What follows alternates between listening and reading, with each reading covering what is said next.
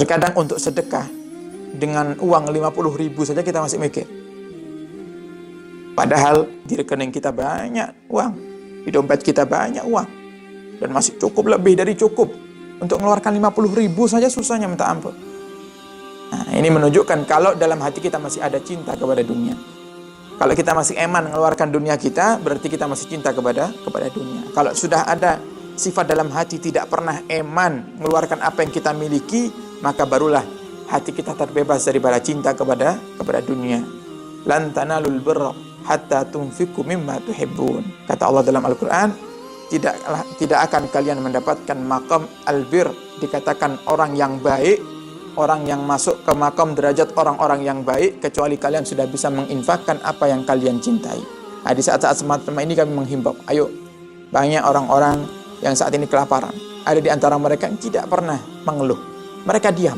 Di saat lapar mereka diam. Ada beberapa waktu yang lalu ada ditemukan seorang bapak tua yang pingsan di pinggir jalan. Kemudian tidak ada yang berani menolong karena memang keadaan semacam ini. Nah, ini yang juga perlu diperhatikan, ya. Tidak ada yang menolong karena takut tertular penyakit. Memang benar, ya. Kita perlu ikhtiar, tapi bukan berarti kemudian kita mencampakkan manusia. Nah, ini adalah hal yang salah. Ternyata apa? Tidak ada sampai kira-kira 2 jam tidak ada yang nolong. Akhirnya bapak itu sadar. Ketika sadar barulah ada yang orang mendatangi dan ditanya, kenapa Pak kok pingsan? Ya, dikira terjangkit wabah penyakit tersebut. Ternyata apa kata beliau? Kata si bapak itu, saya sudah 2 hari tidak makan, sehingga ngeliang dan akhirnya pingsan. Kemana orang-orang kaya? Maka Anda yang masih memiliki harta yang lebih, ayo berbagi. Di saat-saat semacam ini, yang pertama, ini bulan Ramadan. Yang kedua, ini masa-masa di mana kita sedang diserang wabah. Allah telah mendatangkan wabah kepada kita, sehingga banyak orang yang susah. Maka di saat-saat semacam ini, pahalanya sangat-sangat dilipat gandakan oleh Allah Subhanahu wa Ta'ala.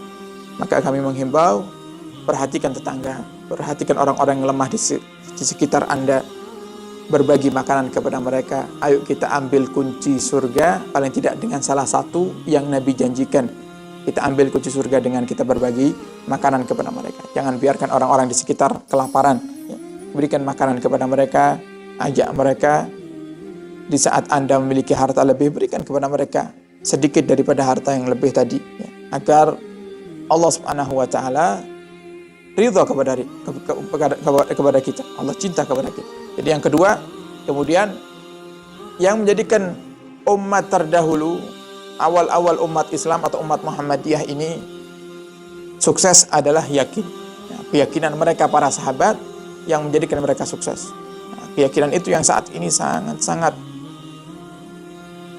sulit untuk kita dapatkan dalam hati kita. Keyakinan mereka dengan Allah yang menjadikan sebab mereka bisa hidup di dunia dalam keadaan bahagia, di akhirat bahagia. Tidak harus punya rumah yang megah, tidak harus punya kendaraan yang mewah, tapi hidup bahagia. Kalau kita terkadang sudah dicukupi semuanya, hidup kita masih susah. Kenapa? Allah belum ada di hati kita. Wa yahliku akhiruha bil hirsi wa tulil amal.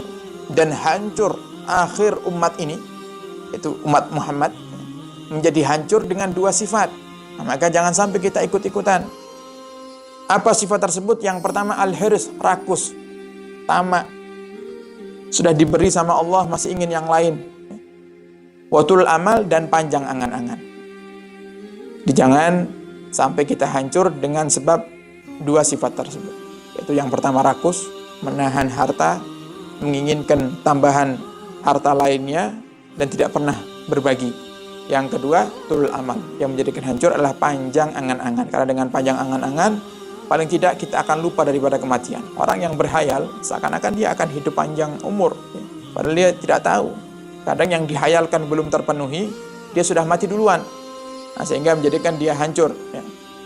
Dimurkai oleh Allah Subhanahu wa Ta'ala. Maka kita berharap kepada Allah Subhanahu wa Ta'ala, semoga Allah tanamkan dalam hati kita sifat zuhud, dan Allah tanamkan keyakinan yang kuat dalam hati kita kepadanya, dan Allah berikan kepada kita apa yang kita inginkan dunia dan akhirat. Amin ya rabbal alamin. Wallahu a'lam bishawab.